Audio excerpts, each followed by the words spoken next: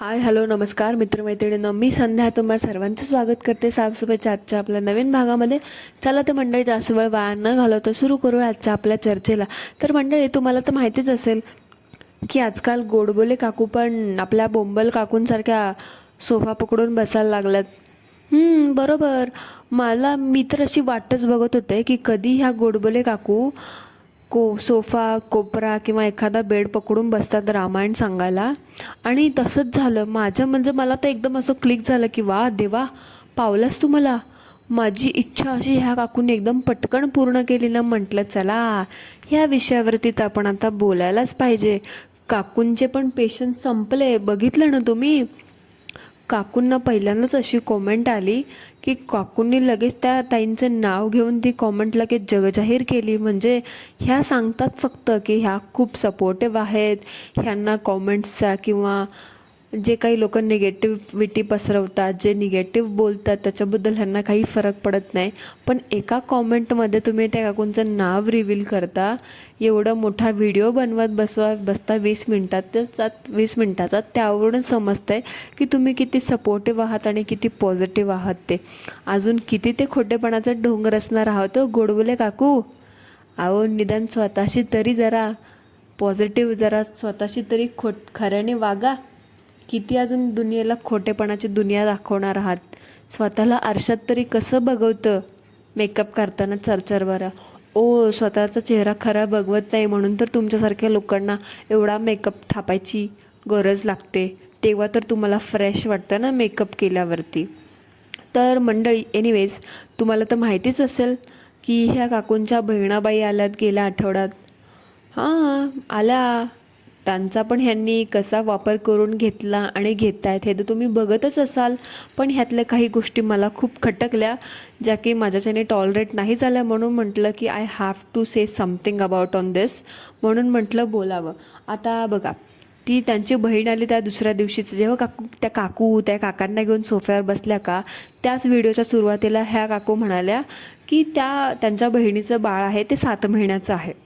मग ह्या सुगरण काकू, आपण किती सुगरण आहोत आणि आपल्याला त्या बाळाची किती काळजी आणि बहिणीची किती काळजी, ह्या दोघांचा किती पुळका आहे हे दाखवण्यासाठी ह्या काकू गेल्या नेहमीप्रमाणे आणि आपला सुगरणपणा सिद्ध करण्यासाठी गेल्या आपल्या किचनमध्ये. तर ठीक आहे, तुम्ही गेल्या किचनमध्ये. तर काकू गेल्या किचनमध्ये आणि सांगत होत्या की मी बनवणार आहे बाळासाठी ॲपल प्युरे. मी म्हटलं वा, बहुतेक बाळाचा आता जेवणाचा टाईम झाला असेल म्हणून काकू बनवत आहेत. पण मी बघते काकू 4-5 ॲपल घेऊन बसल्यात. एक झालं की दुसऱ्याची साल काढली, दुसऱ्याची झालं की तिसरं, असं करत काकूंनी त्या 4-5 ॲपलची साल काढून टाकली. मग बोलता बोलता ह्या काकू हे पण बोलून गेल्या की बाळ काही 7 महिन्यांचंच आहे, त्याच्यामुळे त्याला काही जास्त भूक नसते. 2 चमचे आपलं त्याचं खाल्लं की पोट भरतं. अहो काकू, ते बाळ 7 महिन्याचंच आहे, 2 चमचे खाल्लं त्याने अन्न तर त्याचं पोट भरतं. मग तुम्ही 4 दिवसाचं त्याचं जेवणाची तयारी का करून ठेवता एकाच दिवशी? त्या बाळाला तुम्ही आत्ता भूक लागणार असेल किंवा सपोज त्याचा 10 वाजता जेवणाचा टाईम असेल किंवा 10 वाजता तुम्ही त्याला खाऊ घालणार असेल 2 चमचे, जे काही त्याची भूक असेल त्याप्रमाणे, तर तुम्ही 2 चमचे ते फूड फ्रेश बनवू शकता ना. एवढं 4-4, 8-8 दिवसाची डझनभर ॲपल शिजवून फ्रीजमध्ये ठेवण्याची गरज काय आहे तुम्हाला? मला तर ह्या मागचं लॉजिकच कळलं नाही. तुम्ही स्वतःला एका बाजूला एवढं सुगरण समजता, सुगरण म्हणवून घेता लोकांकडनं बळच, आणि त्याच 7 महिन्याच्या बाळासाठी, त्या नाजूक जीवासाठी तुम्ही असं 8-8 दिवस अगोदर शिजवून ठेवलेलं अन्न त्याला खाऊ घालणार. म्हणजे हे जस्टिफाय कसं काय करू शकता तुम्ही? त्या बाळाच्या जीवासोबत कशाला खेळताय? किती ते मला सांगा. ते ॲपलची प्युरी अशी 8 दिवस आधी बनवून ठेवल्यावरती, किंवा भले ते शिजलेलं असो, ते ॲपल कापून जरी ठेवलं फ्रीजमध्ये किंवा फ्रीजच्या बाहेर, तर असं काळं पडतं. मग ते शिजवून त्यामध्ये पार ते थोडंफार लोक चवीसाठी मीठ घालतात किंवा काही घालत नसेल, वॉटेवर, तुम्ही मीठ घाला नाही घाला, साखर घाला नाही घाला, त्यात काही घाला नाही, ते ॲपलचा एक गुणधर्मच आहे की ते काळं पडतं. मग ते शिजवलेलं असो किंवा नाही शिजवलेलं असो, ह्या काकू ते शिजवून त्याची प्युरे बनवून त्या फ्रीजमध्ये ठेवणार आणि बाळाला भूक लागेल तसं तसं 2 चमचे काढून त्याला देणार. ते कसं ते काळं घाण दिसेल बुरशी आल्यागत, आणि ते कसं बेचव लागेल, कसं काय? इवन माझ्या घरात जर बाळ असतं आणि माझी बहीण वगैरे आली असती आणि मी ती जर म्हटली असते ना बाई ताई माझ्या बाळासाठी जेवण बनव, तर मी म्हटलं असतं बाई ठीक आहे, हां चल ठीक आहे, भूक लागली ना त्याला आपण असं 2 चमचे ॲपल शिजवून त्याची प्युरी बनवायला असं किती वेळ लागणार आहे. मी तर नसतं बाबा असं सहन केलं की बाबा 8-8 दिवस अगोदर बनवून शिजवून डब्यात भरून फ्रीजमध्ये ठेवा आणि तेच तसं गारपचक काढून तसं शिजवलेलं महिनाभर आधीचं कुजलेलं फ्रोझन फूड त्याला द्या. मी तर नसतं सहन केलं. आता मोनिका मॅडम तुम्हीच बघा, तुमच्या बाळाच्या हेल्थसोबत तुम्ही कॉम्प्रोमाइज करताय का तुमच्या बहीण कॉम्प्रोमाइज करतायत. इवन म्हणजे दिस इज नॉट गुड. म्हणजे बाळाला तुम्ही असं शिजवलेलं 4-4 दिवस शिजवलेलं फूड कसं काय खाऊ घालू शकता ना. विचार करण्यासारखी गोष्ट आहे. सो थोडंसं विचार करा. हे असं 4-4 8-8 दिवस अगोदर शिजवून ठेवलेलं अन्न बाळाला देऊ नका. बिकॉज ते त्याच्या हेल्थसाठी चांगलं नसतं असं मला वाटतं. आपला आळशीपणा कमी करा गोडबोले काकू, आणि जरा ते थोबाड बिबाड मेकअप थापण्यापेक्षा, ते रील व्हील मटकत नाचत बसण्यापेक्षा, त्यातलं ते सेडियस ॲक्ट करण्यापेक्षा थोडं ना ते जरा कामाकडे लक्ष द्या. मला तर काय वाटतं माहिती आहे का, तुम्ही तुमची मुलंच कशी मोठी केली अशीच फ्रोझन फूड खाऊ घालून. मला तर आता तुम्ही हे 4 दिवसाची त्या 2 दिवस आलेल्या बाळासाठीच एवढं 8 दिवसाची सोय तुम्ही एकाच दिवशी करून ठेवली. स्वतःच्या मुलांसाठी तर तुम्ही तेवढं पण केलं असेल. आपलं तुमच्याकडे ते झेड मार्ट, ते परत अजून फॉस्को, खूप खूप मोठी मोठी दुकानं आहेत ना. तुम्ही तर तिथून ते तसलं बेकन, हॉटडॉग, ते रेडीमेड बॉइल्ड एग्स जे फ्रोझन असतात, फ्रोझन फूडच घेऊन येत असाल ना तुम्ही. तेच खाऊन भागवलं असेल, मला तर असंच वाटते. बिकॉज एका बाळासाठी तुम्ही एवढं सगळं 8-8 दिवस अगोदरच बनवून ठेवता. 2 बाळाला कसं हँडल करेल ना ते तुम्ही. बरं झालं तुम्ही इथे काय रेसिपी शेअर केलं नाही. आणि प्लीज करू पण नका, आणि अंधभक्तांना विचारू पण नका हो. नाहीतर हे असलं बघून तुम्ही पण 8-8 दिवस अगोदर शिजवून खाऊ घालाल. उगाचच देव नको करो हॉस्पिटलची तुम्हाला यात्रा करावी लागेल. सो असलं फालतू काही बघून शिकू नका ह्या बावळट लोकांकडनं. उगाच वेड्यासारखं काहीतरी यायचं, आपले 8 दिवस अगोदर जेवण बनवून ठेवायचं. मूर्ख बाई, तू खा काय खायचं ते, महिना शिल्लक असलेलं शिळं खा, पण त्या बाळाला देऊ नकोस, वेडी कुठली.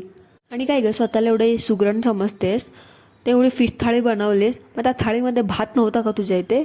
का तुमच्या अमेरिकेत का तुमच्या तिकडे जिथून राहते, जिथून बिलॉंग करते, तिथे तुमच्या थाळीमध्ये भात हा प्रकार नसतोच. आणि म्हणे मी खूप सुगरण आहे, मी खूप जेवण बनवते, असं तसं ह्याव त्या. भात नसतो का थाळीमध्ये? अगं बाई तुझ्या माहितीसाठी सांगते, थाळीशिवाय सॉरी भाताशिवाय थाळी हा प्रकारच अपूर्ण आहे. तुला कसं का नाही कळत? आणि मुळात म्हणजे ना ती थाळी नव्हतीच.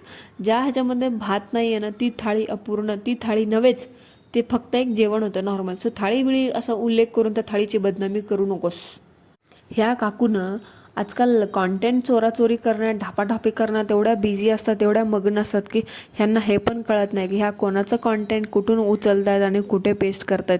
इवन ह्या काकूनं कॉपी पेस्ट करताना सुद्धा चेक करत नाहीत की बाबा एकदा करेक्शन करावं, एकदा क्रॉस चेक करावं, स्पेलिंग वगैरे ठीक आहे की नाही. आता तुम्ही म्हणाल की मी कशाबद्दल बोलते, तर नाही का मागे ह्या काकूंनी एक व्हिडिओ पोस्ट केला होता, अल्फान्सो मँगो, नाशिकचे कुठले आंबे होते राव ते, मला आता आठवत पण नाही. अल्फान्सो मँगो हा शब्द माझ्या एकदम डोक्यात फिट बसला आहे, कारण ह्या काकूने टायटलमध्ये लिहिलं होतं अल्फान्सो मँगो.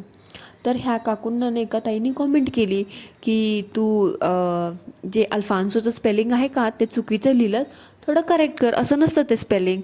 तर ह्या काकू म्हणतात उद्धटपणे, तुम्हाला कुठे दिसलं अल्फान्सो असं? मी अल्फान्सो असा वर्ड कुठे लिहिलाच नाही. अहो आता त्या कॉमेंट करणाऱ्या ताईंना कोण सांगेल की ह्या काकूंनी ना तो कॉन्टेंट नेहमीसारखाच कोणाचा तरी चोरला, कोणाचा तरी बघितला, तिकडनंच ते सगळं टायटल बिटल कॉपी केलं आणि इकडे येऊन पेस्ट केलं. ह्या काकू चोराचोरी करण्यात, ढापाढापी करण्यात एवढ्या मग्न असतात ना की ह्या एकदा क्रॉस चेक पण करत नाहीत पोस्ट करण्याच्या अगोदर की बाबा काय चुकलं आहे, काय बरोबर आहे, की आपण काय लिहिलं आहे म्हणून. त्यामुळे ह्यांना हे लक्षातच राहत नाही की ह्या नेमकं टायटलमध्ये काय लिहितात ते. आता मंडळी तुम्हाला तर ते माहीतच असेल, सासर माहेरची कमेंट अँड ऑल, ते सगळं रामकथा, ते पुराण. आता मी काय त्याच्यावर एवढं मोठं सांगत बसणार नाही, कारण तुम्हाला तर माहीतच असेल बरोबर. तर आता त्या कॉमेंटला घेऊन काकूंनी अगोदर म्हणतात की मला अशा कॉमेंट नेहमी येतात, मला अशा कॉमेंटवरतून काही फरक पडत नाही. अहो काकू, तुम्हाला फरक पडत नाही तर मग एवढा 20 मिनिटाचा लांब लचक व्हिडिओ बनवून एक्सप्लेन करायची काय गरज होती? फरक पडत नाही तर. आणि वरून ह्या काकूंची हिपोक्रेसी बघा. ह्या काय म्हणतात की मला त्या काकूंचं त्यांचं पूर्ण नाव नाही माहीत, पण मला त्यांचं आडनाव माहिती. अहो काकू, तुम्ही जशी ती कॉमेंट वाचली का तशी आम्ही पण वाचली. आम्ही त्या कॉमेंटमध्ये त्या ज्या ताईंनी कॉमेंट केली होती का, त्यांचं नाव आणि त्यांचं आडनाव आम्हाला पूर्ण दिसलं. तुम्हाला कसं काय नाही दिसलं?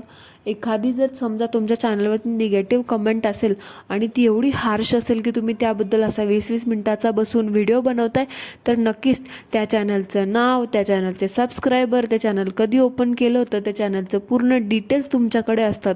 आणि ह्या काकू म्हणतात मला त्यांचं नावच माहीत नाही. म्हणजे किती ना ते खोटं बोलायचं. गोडबोले काकू, किती किती खोटं बोलणार. कोणाला वेडात काढताय?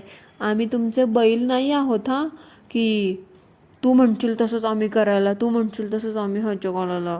तर नेहमीप्रमाणे बैल बसला काकूंसोबत रामायण सांगायला.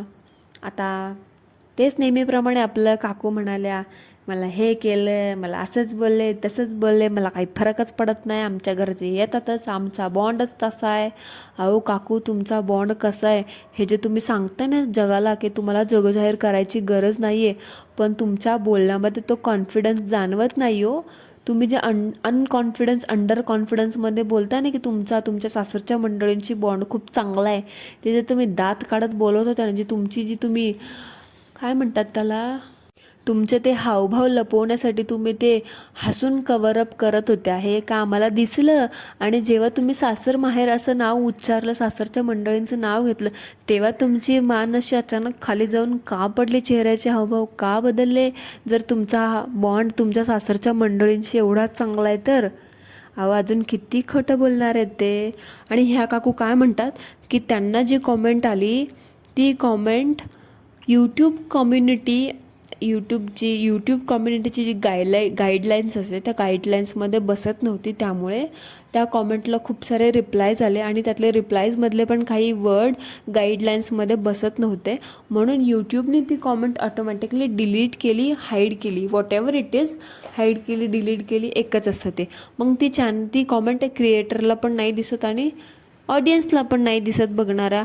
पण ह्या काकू काय म्हणतात, मला ती कॉमेंट दिसली, I can see that comment on my page, on my what ever XYZ, तिथे दिसते. अहो काकू, कोणाला खोटं बोलताय तुम्ही? आता आम्ही पण वापरतो ना तुम्ही जे वापरता ते. आता आम्ही जर एखादी कॉमेंट डिलीट केली तर ती आम्हाला पण नाही दिसत. आम्ही जर एखादी हाईड केली तर ती कॉमेंट आम्हाला पण नाही दिसत. आणि यूट्यूब कुठलीही कॉमेंट हाईड करण्याच्या अगोदर तुमच्याकडून परमिशन घेतं की तुम्हाला ही कॉमेंट हाईड करायची का नाही करायची, डिलीट करायची नाही करायची, ह्या युजरला चॅनलपासून हाईड करायचे नाही करायचे.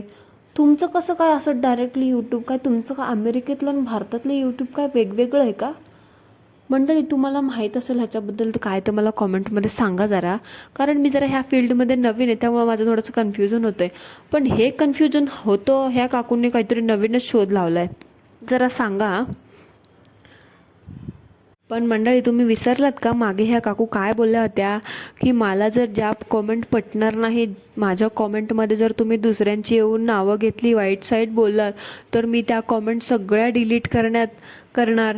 आणि ह्या काकूंनी पण तसंच केलं. ह्यावेळेस स्वतः कॉमेंट डिलीट केली आणि नाव घातलं यूट्यूबवरती, बदनाम केलं यूट्यूबला, आणि स्वतः मात्र हात वर करून मोकळ्या झाल्या आणि वरून बिचाऱ्या बनून सिंपती गेन करत बसल्या. आणि त्यात तो बैल लगेच मुंडी हलवत होता, हो हो हो, असं नाही तसं नाही, तिला नाही, मला विचारा, हे नाही ते नाही, माझं. अरे किती बैला, तुझं तर असं झालंय, माझ्या माहेरचेच फक्त अमेरिकेत येणार. आता गोडबोले काकू म्हणणार ना असं, हे बघ बैला, माझ्या माहेरचेच फक्त अमेरिकेत येणार. तिकडून बैल म्हणाला, हो चालेल ना.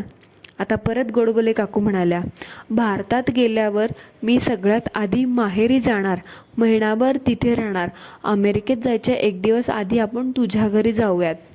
बैल म्हणाला, हो काकू चालेल ना. ह्या बैलाचं तर ना नेहमीच आहे. ह्याच्याकडे बघून तर मला असं वाटतं ना की ह्याला तालावर नाचवायला ना ह्या गोडबोले काकूंना खूप काही काही करावं लागत असेल. म्हणजे इनडायरेक्टली आता हां, मला एवढं मीन नाही बनायचं आहे, त्याच्यामुळं समजून घ्या आता तुम्ही. म्हणजे ते कसं झालं माहिती आहे का, ह्या बैलाकडे बघून, ह्याच्या वागण्याकडे बघून तो दात काढत होता आणि जो सेडियस्ट ॲक्ट करतो, पार्वतीला चिकटत बिकटत असतो ना, ह्याच्यावरून मला तर असं वाटतं नाही ह्याला आदल्या जन्मी काय बायको नावाचा प्रकारच भेटला नव्हता, म्हणून तर हा तिच्या एवढा आहारी गेलाय. कुठून येतात असे बैल मायला काय माहिती.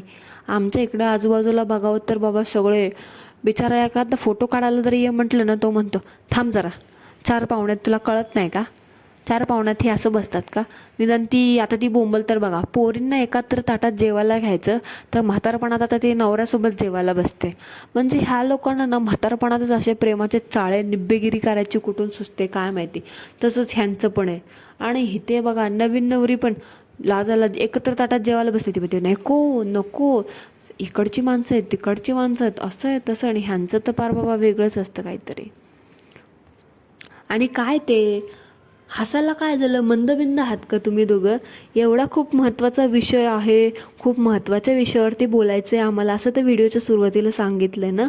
अशा खूप सिरियस टॉपिकवरती बोलताना असे दात काय काढताय वेड्यासारखं.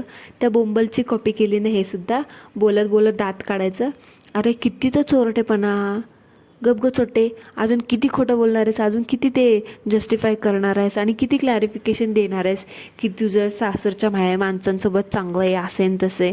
नको, तू कितीही क्लॅरिफिकेशन दिलंस ना तर तुझी रियालिटी आणि तुझा खरा चेहरा ना आलाय जगासमोर. आणि तू किती दुटोंडी मांडूळ आहेस ना हे सुद्धा समजले. आणि त्यामुळे ते तुला फालतू एक्सप्लेन करत बसू नकोस हां. त्यामुळे ते एक्सप्लेनेशन ठेव तुझ्यापाशीच. बाई माझं तर असं गाल दुखायला लागलेत ना बोलून बोलून. म्हणजे असं झालं आहे ना की हिच्यावर किती बोलावं आणि काय बोलावं. आणि ह्या काकू काय म्हणतात माहिती आहे का, मला सासर माहेर कॉमेंटचा काही फरकच पडत नाही. अहो फरक पडत नाही तर मग कशाला कोपरा पकडून दात काढत लांब लचक व्हिडिओ बनवत बसली हां. आहे म्हणे मला फरक पडत नाही, मला फरक पडत नाही. तुझ्यासारखे निगरगट्टा आणि दगड कातळीच्या लोकांना ना कसं काय फरक पडणार ना. शेवटी दगड तर दगडच असतो. यूट्यूब चॅनल बंद झालं, पैसे यायचे बंद झाले, व्ह्यूज कोसळल्या की बघ कसा बरोबर फरक पडतं. मग तर 4 दिवसालाच कोपरा पकडून रडत बसशील. मग आज असेच केलं, आज हे लोक तसंच बोलले, आज अशीच कमेंट आली, आज तशीच कमेंट आली. आली मिट्टी म्हणे मला काय फरकच पडत नाही. मला ना असं डोकं फिरतं ना हे असं नाटक केल्यावरती, बाबा डोक्यात जातं माझ्या. म्हणजे माझं पेशन्स लेवलच संपून जातं. आणि काय काय बोलतं तुम्ही की आता मला सांगा मंडळी, एक आई आणि एक बाळ, त्या बाळाचं तर काय सगळं काम ती आईच करत असते. कारण दुसरं कोणी त्या बाळाच्या जवळ गेलं की ते बाळ मोस्ट ऑफ द टाईम रडतं, ते बाळ खूप टँट्रम थ्रो करत असतं. म्हणजे ते बाळ खूप मुडी असतं, छोट्या 7 महिन्याचं असतो तेव्हा. तर आता त्या बाळाचं रुटीन बदललं तर ह्या गोडबोले काकूंनी काय पोस्ट केला व्हिडिओ रिसेंटली की घरात 2 माणसं वाढल्यामुळे बाळ आल्यापासून माझं रुटीन चेंज झालं, माझं डेली रुटीन, बाळ आल्यापासूनचं माझं डेली रुटीन. हो काकू, ते बाळ घरात आलाय, तुम्ही कुठल्या ग्रहावरून आलात ना मला काही कळतच नाही.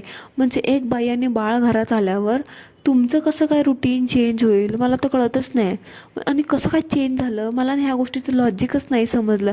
रुटीन तर त्या बाळाचं चेंज होईल बिकॉज नवीन जागा, नवीन माणसं, सगळं नवीन ठिकाणी त्याला ॲडजस्ट करायला लागतं.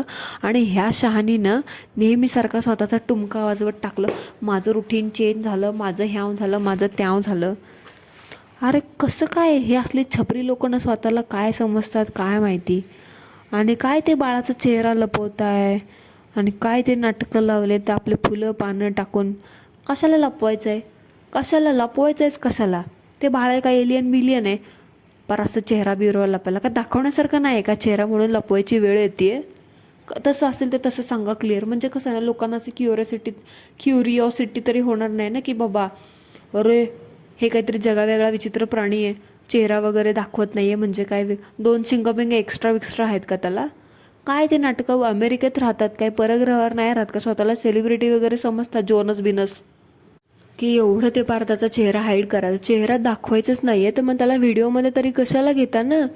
उगाचच आपलं त्याच्या नावावर ते लोकांना की असं दाखवायचं की बाबा ते बाळ कसंच असेल, कायच असेल, सोन्याचं दातच घेऊन जन्माला आलंय आणि काय न काय टिंगो टिंगो घेऊन आलंय काय न काय. म्हणजे ना मला लॉजिकच कळत नाही. हे चेहरा नाही दाखवायचं. हे बघ, चेहराच नाही दाखवायचं तर मग त्या बाळाला कॉन्टेंट म्हणून यूजच करायचं नाही. ते बाळ आल्यापासून त्याच्या नावावर 10 व्हिडिओ घेऊन बसली आणि वरतून कॉमेंट बॉक्समध्ये एक्सप्लेन देत बसते की मला मी दाद देते तुमच्या विचाराचे, तुमचे असे विचार तसे विचार. अरे नीच लोकांना, छपरी लोकांना आधी तुमचे विचार बघा. जे तुम्ही कॉन्टेंटच्या नावावरती त्या बाळाला यूज करून जे डॉलर छापताय ना, आधी त्याचा विचार करा आणि नंतर लोकांना क्लिअरिफिकेशन द्यायला जा आणि नंतर लोकांना जस्टिफाय करायला जा. आले मोठे शहाणे. दाखवायचंच नाही आहे ना व्हिडिओमध्ये बाळाचा चेहरा, तर बाळाला घेऊन येऊ पण नका. उगाचच कशाला शहाणपणा करतायत असला. आली मोठी शहाणपणा करायला, बावळट कुठली.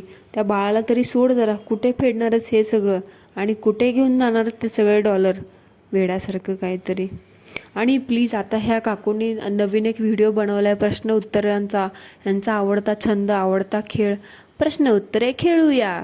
पण ह्यांनी आहे ना तो नवऱ्यासोबत ह्यांच्या बैलासोबत नाही खेळला, ऑडियन्ससोबत नाही खेळला, तर आता ह्यांच्या बहिणीसोबत खेळला आहे. तर प्लीज अंधबंध भक्तांनो, तुम्हाला एवढीच रिक्वेस्ट आहे की त्या बहिणीला तरी कॉमेंट करू नका की बाई तुझं पण यूट्यूब चॅनल चालू कर. कारण एकालाच सहन करून करून आम्ही एवढं वैतागलो आहे ना. अजून एका नमुन्याची ना भरती करू नका यूट्यूबवरती. एवढे पेशन्स तर मला नाही वाटत अजून कोणामध्ये असतील म्हणून. सो असे काही फालतू सल्ले द्यायला जाऊ नका.